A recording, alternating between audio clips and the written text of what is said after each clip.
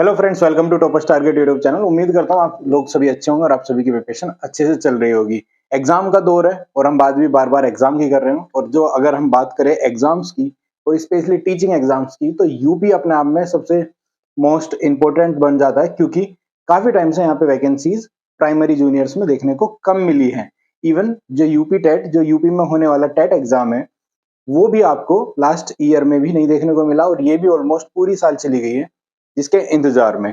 उसके रीजंस कुछ अलग अलग थे, लेकिन हमने उस पर भी बात की लास्ट वीडियो में। अगर आपने वो वीडियो नहीं देखी है तो आप जाके उस वीडियो को भी देख सकते हैं। अब बात इस वीडियो में हम करेंगे सुपर टेट की। सुपर टेट आज से पहले 2 बार हुआ है, जिसके थ्रू वैकेंसी यूपी में आई थी और इसमें जो पोस्ट थी, काफी अच्छी पोस्ट आपको देखने को मिली थी। हो सकता है इसी तरह की आपको पोस्ट भी इन फ्यूचर देखने को मिले, जो कि एक्सपेक्टेड है इस बार। तो जिसकी एक्सपेक्टेशन भी दिसंबर जनवरी के बाद की जा रही है कि अगर आपका सुपर टेट यूपी टेट के बाद आता है तो आपको ये चांसेस देखने को मिल सकते हैं। तो इसी तरह के काफी सारे जो क्वेश्चंस हैं, सिलेबस क्या है, क्या पैटर्न्स है, क्या मेरिट लगती है, किस हिसाब से थोड़ा सा एक बेसिक डिस्कशन इस वीडियो में हम करने वाले हैं। क्योंकि एग्जाम कब आएगा, कब प्रिपरेशन शुरू होगी, ये बात होती है कि हम कह सकते हैं कि इनकम्प्लीट डिस्कशन है ये। अगर आप एग्जाम्स की प्रिपरेशन करते हैं और आप इतना टाइम बाद, 4 साल 5 साल बाद अगर कोई एग्जाम आता है, तो आप नहीं चाहेंगे या आपकी फैमिली नहीं चाहेंगे कि वो अटेम्प्ट आपकी खराब हो। तो ऐसे केस में जरूरी बन जाता है कि आप फुल्ली प्रिपेयर्ड हो और जिस दिन आपको एग्जाम कहा जाए आप जाके एग्जाम दे के आए और उसमें अच्छे मार्क्स लेके आए और गवर्नमेंट जॉब, गवर्नमेंट टीचर आप बन सके। तो इसी तर्ज पे हम इस वीडियो में डिस्कशन करने वाले हैं कि सुपर टेट में क्या बेसिक सी इंफॉर्मेशन थी पिछली बार और क्या वहां से अभी भी लिंक होने की उम्मीदें हैं और कहां से हम प्रिपरेशन स्टार्ट कर सकते हैं। कुछ चीजों को मैं स्पेशली पहले ही मेंशन कर देता हूं। जैसे यूपी में आयोग का गठन हुआ है, नया जो सेवा आयोग हुआ है, उसकी वजह से अब की बार आपको काफी चेंजेस देखने को मिल सकते हैं और इवन सुपर टेट में आपको ज्यादा से ज्यादा चेंजेस देखने की उम्मीद भी रहेगी। लेकिन फिर भी कहीं ना कहीं एक पॉइंट आता है कि प्रिपरेशन तो आपको कहीं से स्टार्ट करनी होगी और ये बेसिक सा आपको सिलेबस है, इसी को आपको अगर टारगेट करके देखते हैं तो यहीं से आपका 80-70% आपको एज इट इज देखने को मिलेगा। अगर कुछ चेंजेस मिलता है तो वो चेंजेस सिर्फ और सिर्फ आपको पैटर्न में मिलने वाला है। सिलेबस में आप हो सकता है कि आप कितना इन डेप्थ जाते हैं, कोई टॉपिक जो नए ऐड होते रहते हैं समय के अनुसार, वो टॉपिक आपको ऐड देखने को मिलेंगे, लेकिन बेसिक सी चीजें आपको यहाँ से नहीं निकलने वाली। तो देख लेते हैं कि इसका क्या क्या इंपोर्टेंट पॉइंट है। तो जिसमें हम देखें कि इसका जो एग्जाम में टोटल मार्क्स है वो 150 है और 150 किस तरह से डिस्ट्रीब्यूट किया गया है, जिसमें हमारे पास क्या है, लैंग्वेज है। और लैंग्वेज में कितने मार्क्स दिए गए हैं, वो दिए गए हैं 40, जिसमें लैंग्वेज 3 लैंग्वेज पूछी जाती है। और 3 लैंग्वेज वे कौन कौन सी है, वो है आपकी हिंदी, इंग्लिश और संस्कृत, जिसमें से हिंदी आपकी 20 और इंग्लिश और संस्कृत आपकी 10-10 नंबर की बनती है। ये पैटर्न अभी तक फॉलो किया गया, आगे फॉलो नहीं होगा। इस तरह के पैटर्न में ही जो आपको चेंजेस देखने को मिलेंगे। बट हिंदी इंग्लिश आपको डेफिनेटली मिलने वाली है। संस्कृत हो सकती है ऑप्शनल, बाद में कभी रखी जाए, क्या ऑप्शंस रखे जा सकते हैं, लेकिन एग्जाम पैटर्न सिलेबस कुछ इस तरह से ही बनने वाला है। तो आप प्रिपरेशन स्टार्ट कर सकते हैं ऐसे सब्जेक्ट से जो आपको फिक्स है कि ये आने ही आने हैं या फिर आपको सिलेक्शन में लेने ही लेने। उसके बाद हम बात करें मैथ की। मैथ का जो सिलेबस था उसके अकॉर्डिंग में मेन मेन टॉपिक्स हैं और वो आते हैं आपके 20 नंबर के। उसके बाद आपका साइंस बनता है, जिसमें आपका फिजिक्स, केमिस्ट्री और बायो, तीनों के क्वेश्चंस आपको देखने को मिलेंगे और ये लगभग 10 नंबर में आपको मिलता है, जिसमें से आप मान सकते हैं कि तीनों डिवाइड हो जाएंगे 3 नंबर 4 नंबर में। ये आपका फिजिक्स, केमिस्ट्री और बायो 3-3 4-4 नंबर में आपको देखने को मिलने वाले हैं। एनवायरमेंट स्टडी आपको 10 नंबर में देखने को मिलेगा। उसके बाद हम बात करें teaching methodology, 1 point, child psychologist या चाइल्ड साइकोलॉजी 2, एंड तीसरा नॉलेज जो आपका लॉजिकल है, रीजनिंग, और उसके बाद आता है इंफॉर्मेशन टेक्नोलॉजी। यहां से थर्ड आता है आपका, ये थर्ड है आपका लाइफ स्किल एंड मैनेजमेंट।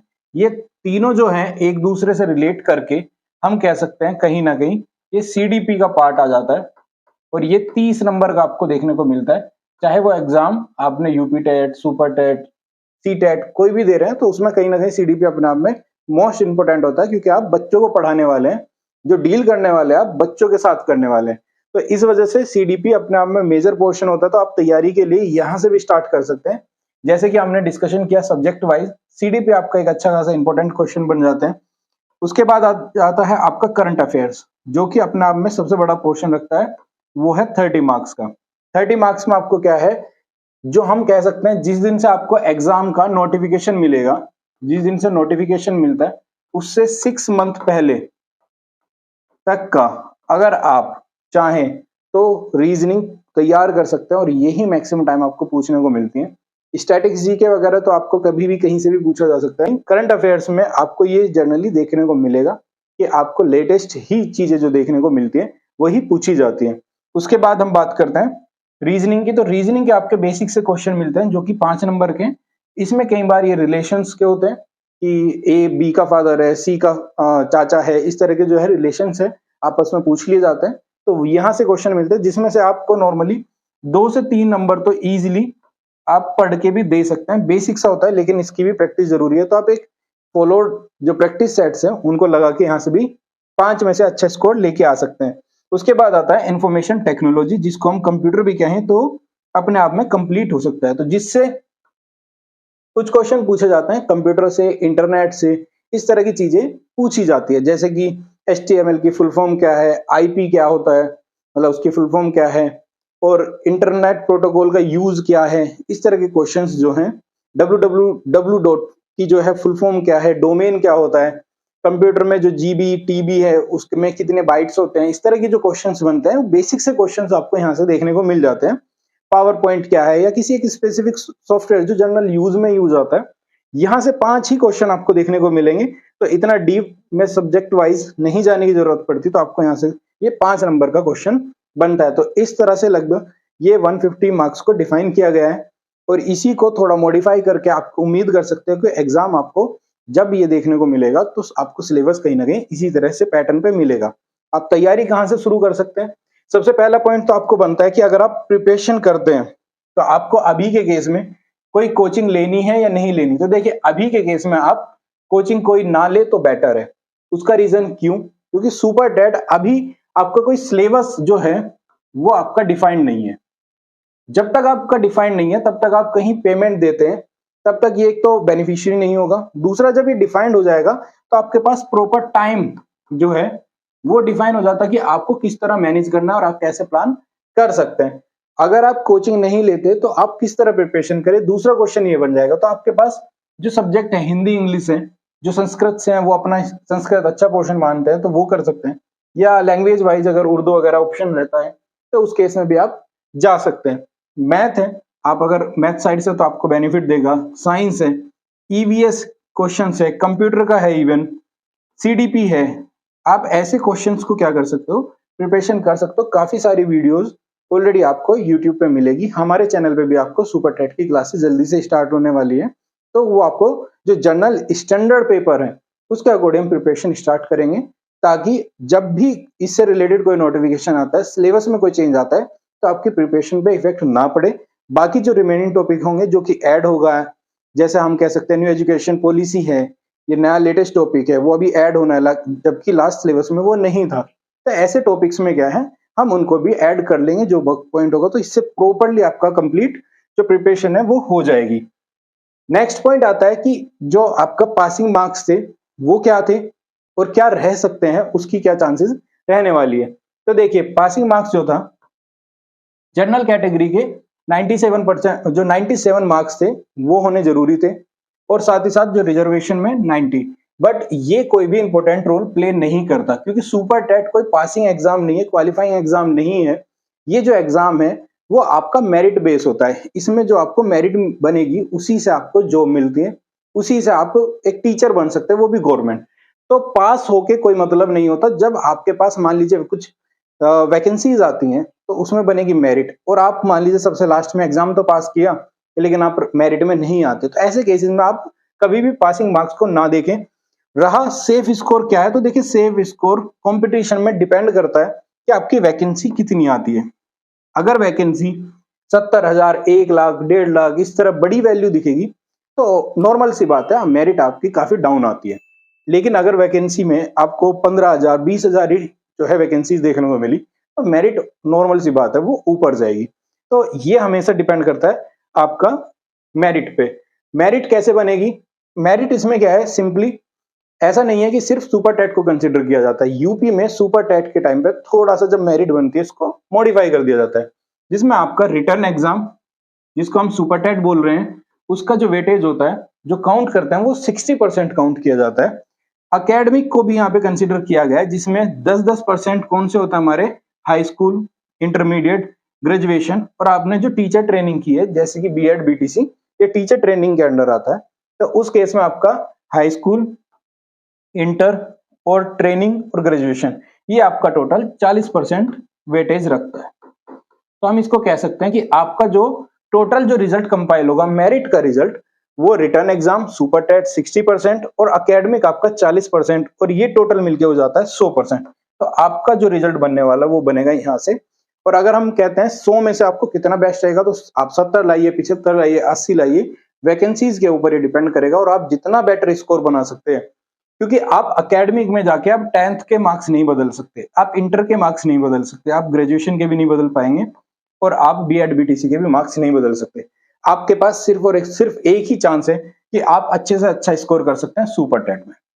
और मैं फिर वही रिपीट करूंगा कि अगर आप सुपर टेट की प्रिपरेशन कर रहे हैं तो इसको स्टार्ट कर दीजिए, क्योंकि वैकेंसी चाहे सुपर टेट हो, क्योंकि आप यूपी में है तो सुपर टेट को टारगेट कर रहे हैं, अगर यूपी ईस्ट में है तो आपके पास बिहार के ऑप्शंस भी स्टार्ट ऑलरेडी हैं, आप अगर यूपी वेस्ट में तो आपके पास दिल्ली DSSB के भी ऑप्शंस अवेलेबल है। इवन आने वाले टाइम में पीआरटी में आपको वैकेंसी वहां पे भी देखने को मिलेगी। तो अगर आप प्रिपरेशन करते हैं तो आपको कोई भी लॉस नहीं है, इवन आपके पास अच्छी चांस हो जाती है कि आप यहाँ पे भी अच्छा स्कोर करके यूपी में बन सकते हैं, या फिर आसपास के जो आपके स्टेट नियर बाई हो सकता है, उत्तराखंड है, मध्य प्रदेश है, कोई भी है, जहां पे भी है, आप मल्टीपल स्टेट्स में आप वैकेंसी में अप्लाई कर सकते हैं। हरियाणा में भी है, तो अगर वहां पे डोमिसाइल का केसेस आता है, एज पर दैट नोटिफिकेशन आप चेक कर सकते हैं। अदरवाइज आपके पास कुछ ऑप्शंस तो अवेलेबल है ही, क्योंकि प्रिपरेशन करते हैं, सिलेबस क्या है, काफी बड़ा है, उस केस में आपको 3 महीने में क्लियर नहीं होने वाला, या आप अच्छी मेरिट में नहीं आ सकते अगर आपने पहले से प्रिपरेशन कर ली। इसके लिए कम से कम आपको 6 से 8 महीने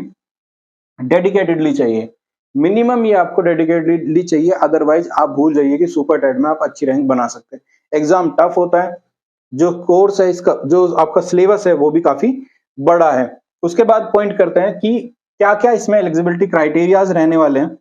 तो देखिए, आपका अगर सीटेट है, मान लीजिए आपने सीटेट क्लियर किया हुआ है, तो क्या आपको कंसिडर किया जाएगा? यस।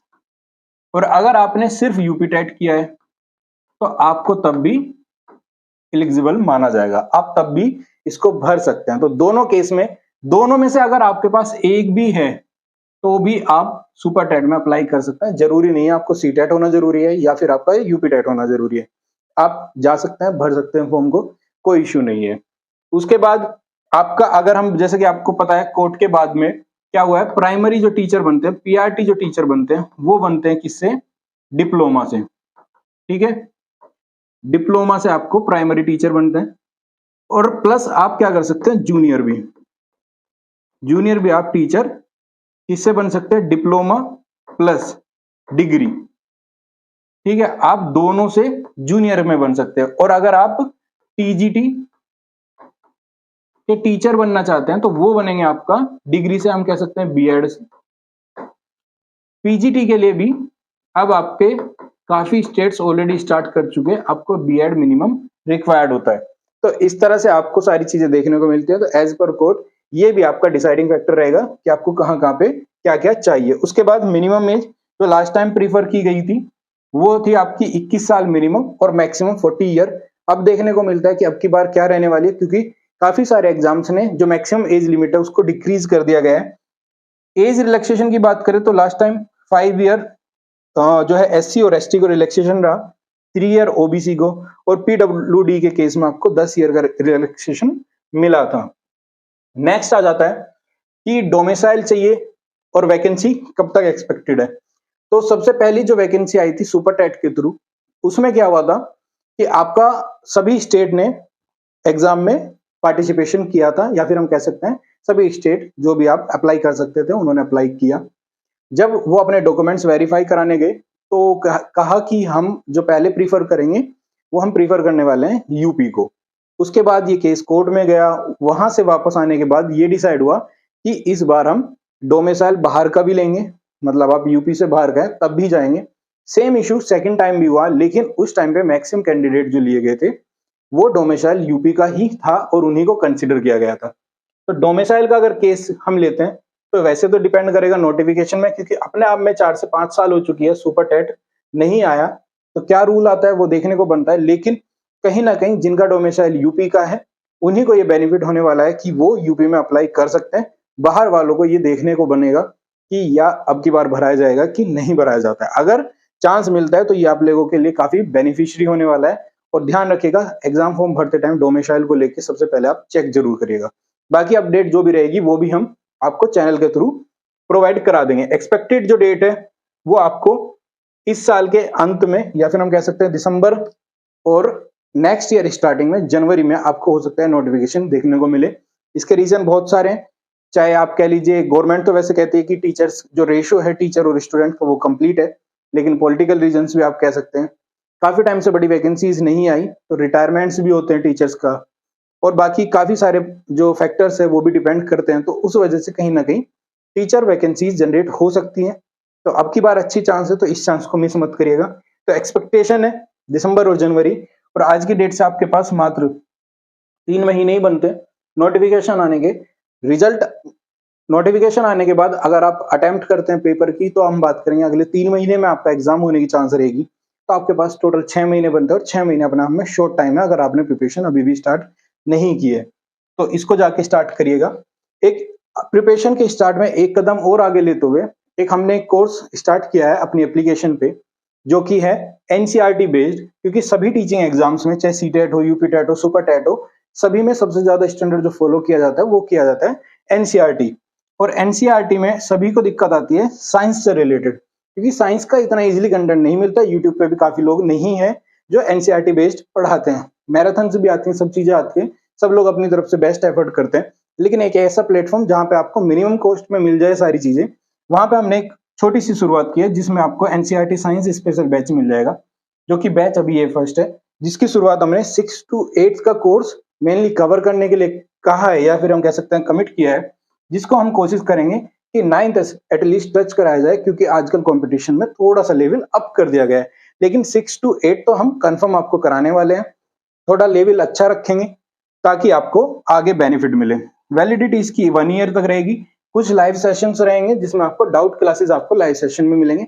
अदरवाइज पूरा ये वीओडी बैच रहने वाला है, जिसकी कॉस्ट 249 से घटाकर 89 कर दी गई। लेकिन वेलकम ऑफर के थ्रू आपको वहां पे क्या मिल जाएगा, एक कूपन मिल जाएगा, जिससे आप इस कोर्स को मात्र 7 रुपीज में भी ले सकते हैं। ये लिमिटेड ऑफर है, स्टार्टिंग के कैंडिडेट्स को ही ये ऑफर मिलेगा, अदरवाइज आपको ये इस प्राइस में मिलने वाला है।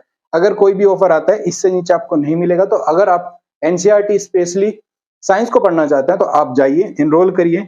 और आप यहाँ से भी देख सकते हैं, ये आपका कोर्स है, इसमें कुछ डेमो वीडियोस आपको बिना एक्सेस लिए, मतलब आपको बिना परचेज किए भी आप देख सकते हैं। यहाँ पे हमारे नोट्स होंगे वो भी आपको प्रोवाइड करे जाएंगे, जिन पीडीएफ के थ्रू हम डिस्कस करने वाले हैं क्लासेस में। यूट्यूब पे भी इसकी कुछ वीडियोज स्टार्टिंग में आपको अभी अवेलेबल हो चुकी हैं, कुछ और आने वाले टाइम में मिलेंगी एज अ डेमो। बाकी सभी कंटेंट जो आपको होगा वो इसी में आपको मिलने वाला है। इसका एक्सेस आप लैपटॉप पे भी यूज कर सकते हैं, और चाहे तो आप मोबाइल में एप्लीकेशन डाउनलोड करके प्ले स्टोर से वहां से भी आप पूरा एक्सेस ले सकते हैं। और ये कोर्स आपको काफी बेनिफिट करने वाला है, क्योंकि आने वाले टाइम में एग्जाम्स कंटिन्यू आने वाले हैं।